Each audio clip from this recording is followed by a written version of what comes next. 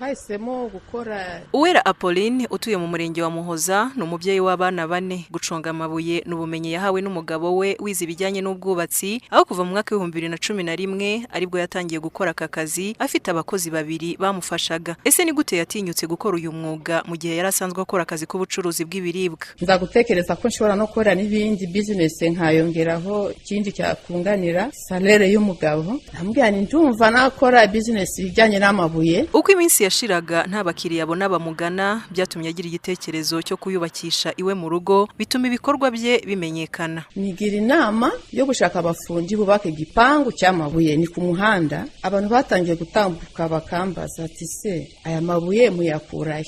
Ababwira amabuye ndayafite. Uko ibikorwa bye byagiye byaguka byatumye Uwera Apolline yongera ubushobozi bw'ibikoresho ava mu guconga amabuye y'amakoro mu buryo bwa gakondo. Bafite imashini 6 zitunganyamo amapave n'abakozi 62 barimo abahoraho 10 n'abandi 52 banyakabyizi. Muri bo abagore ni 7 abo yahaye akazi bahamya ko kabateje imbere. Nabonaga nka mituweli bingoye, tungo mu rugo bikaba byari bingoye, ariko aho magereye mfite amaguru barenza 5, ihene 3, mituweli ndayitanga nta kibazo. Kuva ninje hanga nasubiye muri ya gahunda yo kubona amafaranga ku kwezi niba nkeneye kwishyurira abana amashuri. Ubu mpanye newe gahunda, iyo gahunda irubahirizwa. Uruganda rwa Uwera Apolline rukora ibikoresho bitandukanye by'ubwubatsi bikomoka ku mutungo kamere w'amabuye atandukanye aboneka muri iyi ntara y'Amajyaruguru. Twadufite kariyeri y'amakoro niyo twatangiriyeho na niho uruganda ruteretse uyu munsi. Tutangiye kukata noneho ni mashini niho twatekereje kujya gushaka andi mabuye atandukanye n'amakoro.